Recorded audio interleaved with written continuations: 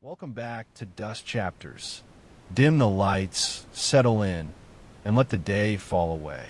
Tonight's story is an old one, gathered long ago by the brothers Grimm, about 12 sisters who slept behind a locked door, and yet, somehow,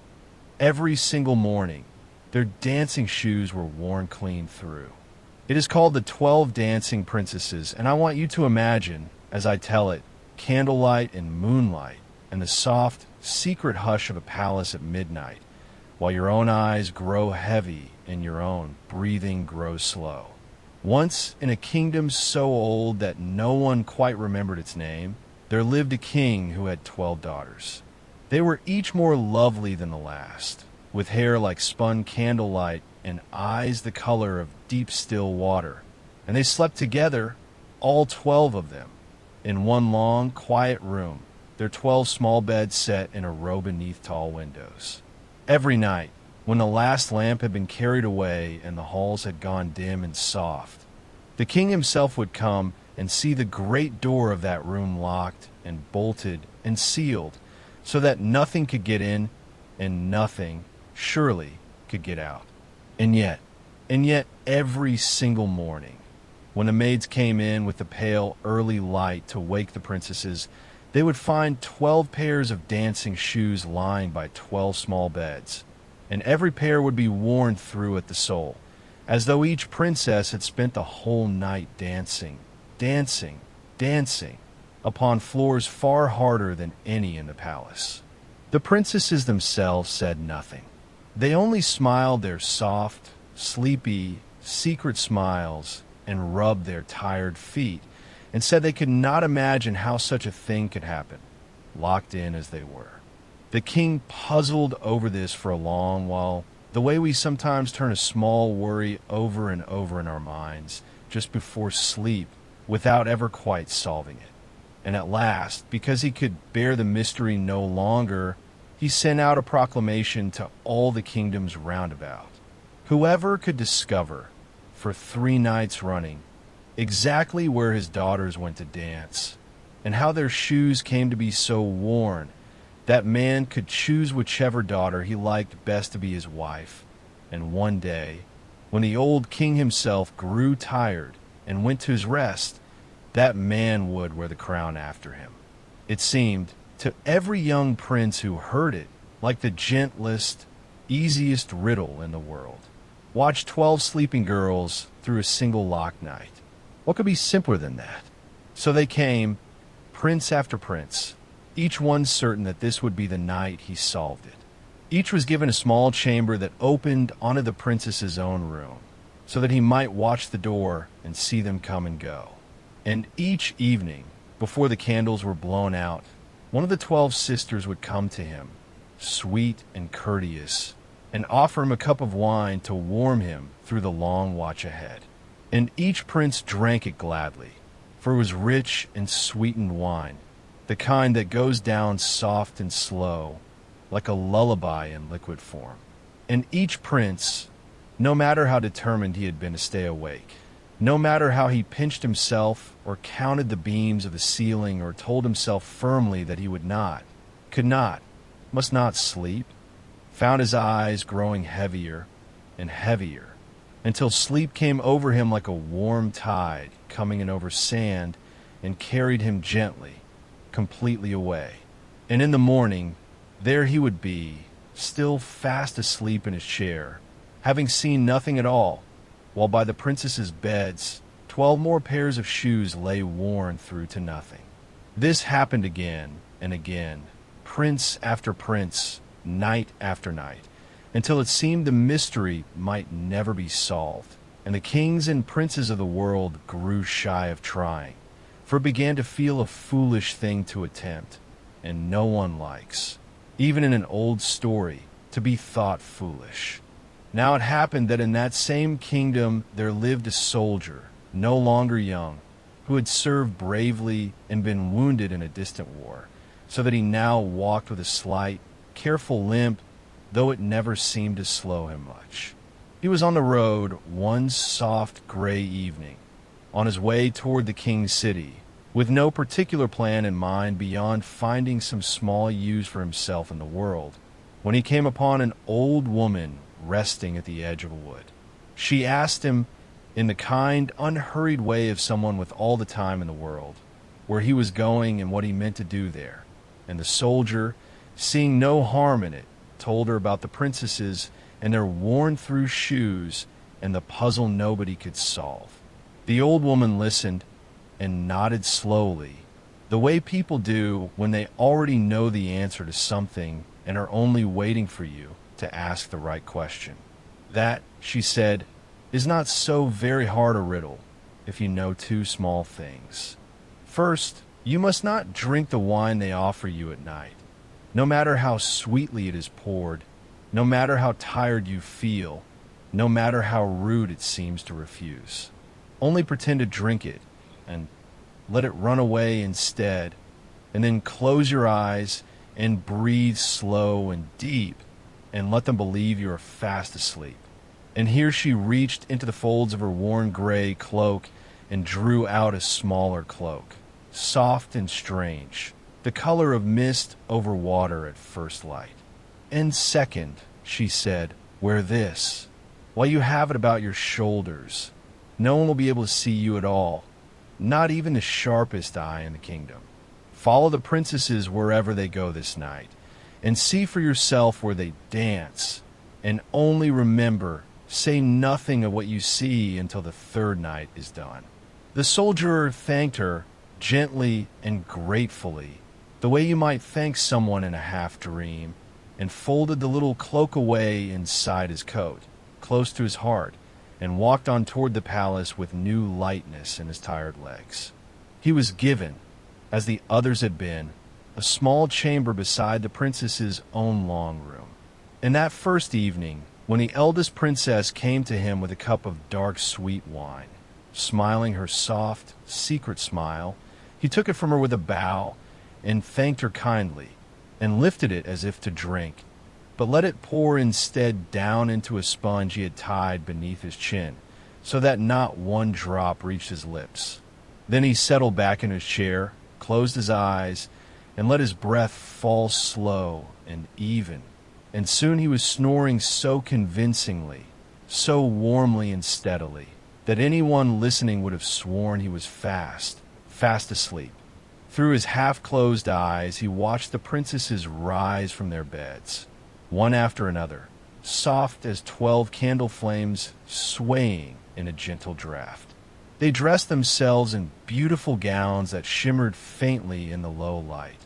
and they laughed quietly, joyfully, the careful laughter of people who believe themselves quite unheard. And the eldest went to her own bed and knocked upon the floor beneath it, and slowly, without any creak or groan, a trapdoor opened there, and a stairway curved away downward into a soft, glowing dark.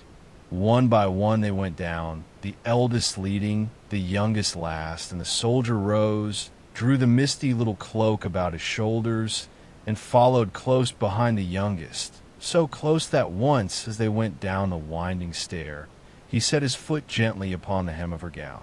She turned, startled, and said, "Something touched my dress," but the eldest only laughed softly and told her it was nothing, only a nail caught in the stone, and on they went, down and down, into the warm, dim quiet. At the bottom of the stair, they came out into a place of wonder, an avenue of trees that seemed to grow from some deep, patient dream.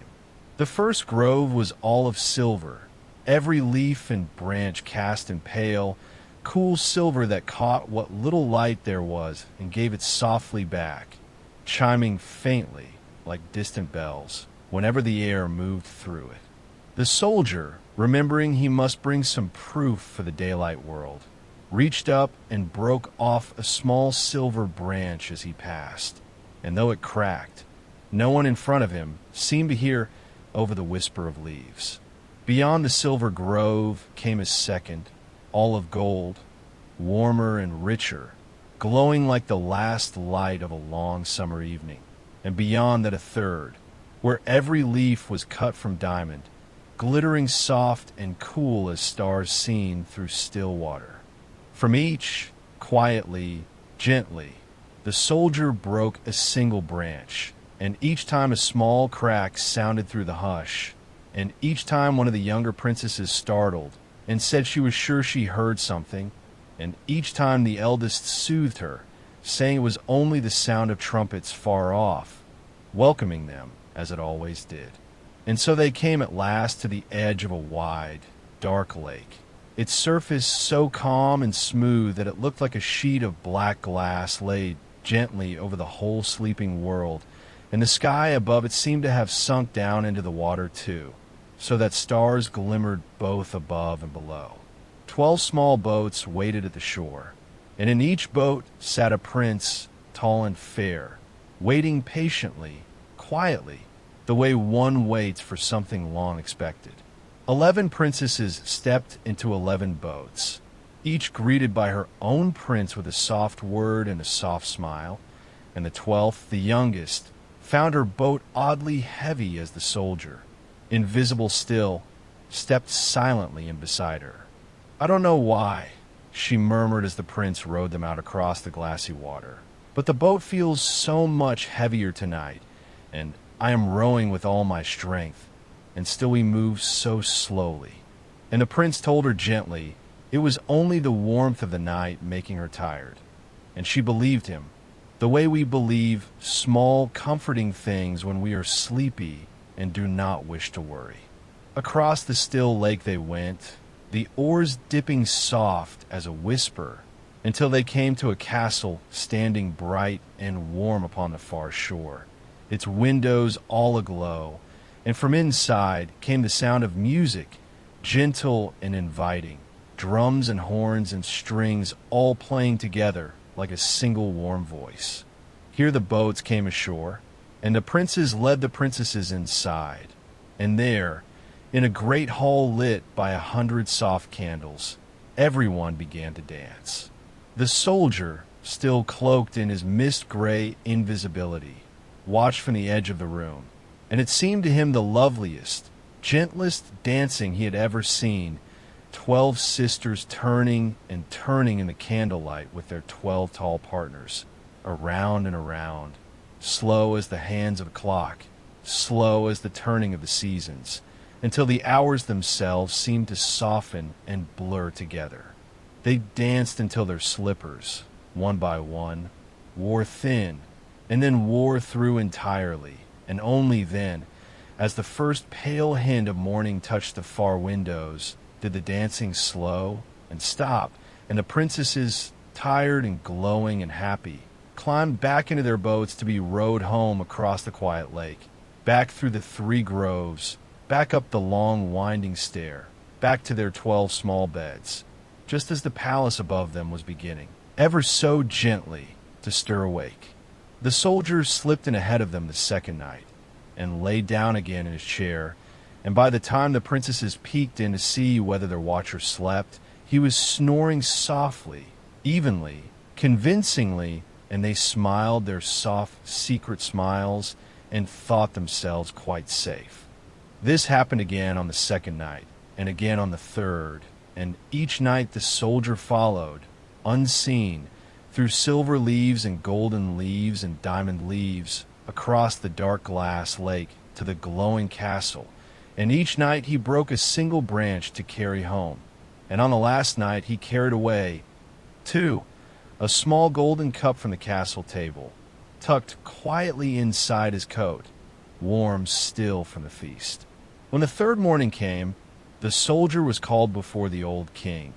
as all the others had been called before him. And this time he did not say, as the others had, that he had seen nothing, that he had slept the whole night through and knew no more than when he began. Instead he laid before the king 3 branches, one of silver, one of gold, one of glittering diamond, and beside them the small golden cup, and he told the whole story, gently, plainly, from the trapdoor beneath the eldest bed to the last slow dance in the glowing castle across the lake. The king listened, and when the soldier had finished, he sent for his 12 daughters and asked them kindly but firmly, whether what the soldier said was true. And the eldest, seeing the silver branch and the golden branch and the diamond branch lying there in the morning light, plain as anything, understood that there was no more use in denying it, and so, with a small, resigned, not unhappy sigh, she told her father that yes, it was true, every word of it, and that they had never meant any harm by it, only that the dancing was so lovely and the nights below so warm and bright that they had not been able to keep away. The old king was not angry, only glad at last to have his answer, and he asked the soldier which of his 12 daughters he would choose to marry, as had been promised. And the soldier, who was not, as he said himself, so very young anymore, answered gently that he thought he would choose the eldest, for she seemed to him the steadiest and the kindest of all the sisters, and she, for her part, found she did not mind at all. So it was that the wedding was held not long after, with soft music and warm candlelight, nothing at all like the wild dancing beneath the earth, but gentle and full of quiet joy. And it was promised that when the old king at last grew tired and went to his rest, the soldier would wear the crown after him. And as for the enchantment that had drawn the sisters down each night to dance, it lifted quietly away once the secret was told into the daylight, the way morning mist lifts from a lake, and the 12 princesses slept from then on the whole night through, undisturbed, their small shoes resting untouched beside their beds, soft and whole and still, waiting patiently for mornings that would ask nothing more of them than rest. And that is where we will leave them, all 12 sisters breathing slow and even in their long, quiet room, moonlight resting gently on the windowsill, the whole palace settling into a stillness as deep and soft as the lake beneath the golden trees. Thank you for spending this quiet time with me here at Dusk Chapters. Let your own eyes close now, the way theirs did, safe and warm and unhurried, and drift off gently into your own soft dark. Sleep well, dear listener, and I will see you back here for our next chapter very soon. Good night.